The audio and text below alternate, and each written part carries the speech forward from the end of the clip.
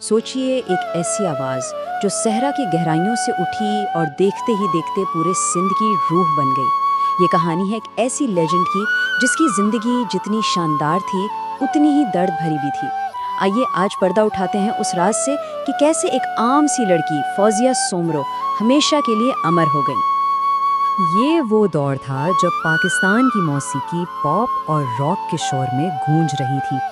उस वक्त सिंध के रेगिस्तानों से एक ऐसी पुरसोज और ताकतवर आवाज़ बुलंद हुई जो बिल्कुल अलग थी, सबसे जुदा। ये एक ऐसी आवाज़ थी जिसने ना सिर्फ सरहदों को तोड़ा बल्कि वक्त को भी जैसे मात दे दी।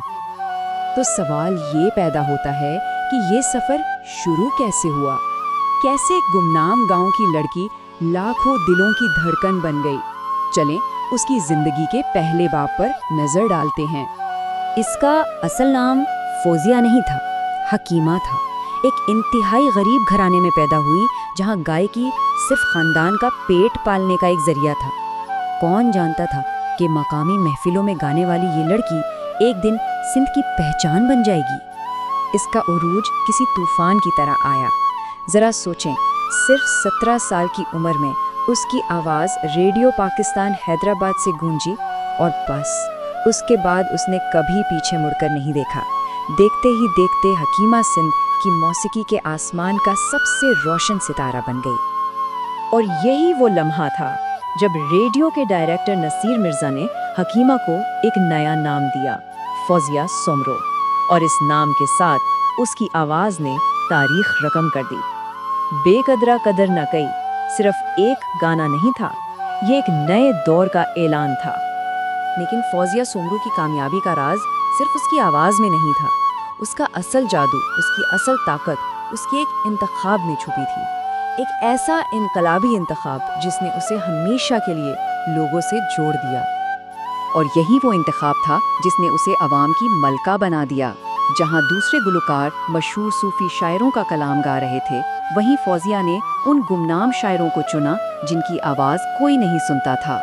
उसने मजलूमों, मोहब्बत में ठुकराए गए लोगों और गरीबों के दर्द को अपनी आवाज़ बना लिया। उसकी आवाज़ ने किसी ज़बान या सरहद की परवाह नहीं की। इसने सिंधी से लेकर मारवाड़ी तक कई ज़बानों में गाया और उसकी मकबूलियत सरहद पार हिंदुस्तान के सिंधी बोलने वाले इलाकों तक फैल गई। वो सिंध की हकीकी लोक मौसीकी की सफ़ीर बन गई। लेकिन शोहरत की इन चमकती रोशनियों के पीछे एक गहरा अंधेरा भी था। उसकी अवामी कामयाबी के पीछे एक ज़ाती जिद्दोजहद की कहानी छुपी थी जो बहुत कम लोग जानते हैं। शोहरत की बुलंदियों पर उसकी ज़ाती ज़िंदगी ने एक बहुत ही अलमनाक मोड़ लिया। शौहर की तरफ से दी गई तलाक ने उसे जैसे अंदर से तोड़ कर रख दिया। ये एक ऐसा जख्म था जो शायद कभी नहीं भरा और उसके असरात उसकी सेहत पर भी नज़र आने लगे। इस जज्बाती सदमे के साथ साथ उसकी सेहत भी तेज़ी से गिरने लगी। वो गुर्दों की बीमारी से लड़ रही थी, लेकिन अपनी तकलीफ को अपनी गायकी पर कभी हावी नहीं होने दिया। और फिर बीमारी और दुखों से लड़ते लड़ते 4 सितंबर 2002 का वो दिन आ गया जब सिर्फ 36 साल की उम्र में सिंध की वो आवाज़ हमेशा के लिए खामोश हो गई। एक सितारा जो पूरी तरह चमकने से पहले ही डूब गया। लेकिन क्या वो वाकई खामोश हो गई? नहीं, लेजेंड्स मरते नहीं, वो अमर हो जाते हैं। फौजिया की आवाज़ आज भी सिंध की फ़िज़ाओं में ज़िंदा है। इसकी असल मिरास आम लोगों की यादों में ज़िंदा है। हबीब मल्लाह जैसे अनगिनत लोग हैं जिनके लिए फौजिया की आवाज़ रात की तन्हाई में एक साथी की तरह थी। ये उसके अपने लोगों के साथ गहरे ताल्लुक़ को ज़ाहिर करता है। इसकी मौसीकी सिर्फ तफरीह नहीं थी बल्कि रोज़मर्रा की ज़िंदगी का एक हिस्सा थी। उसकी आवाज़ लोरी बनकर बच्चों को सुलाती थी और दुखे दिलों को मरहम लगाती थी। आज उसकी वफ़ात को 2 दहाइयों से ज़्यादा का अरसा गुजर चुका है, लेकिन फौजिया सोमरो की आवाज़ आज भी सिंध के दिलों की तारों को छेड़ती है। उसकी कैसेटें आज भी सुनी जाती हैं, उसकी आवाज़ आज भी ज़िंदा है।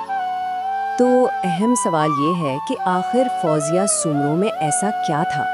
ये सिर्फ एक मीठी आवाज़ नहीं थी, ये सिंध की मिट्टी की खुशबू थी, उसके लोगों का दर्द था और उनकी उम्मीदों की कहानी थी। एक ऐसी आवाज़ जो हमेशा जिंदा रहेगी।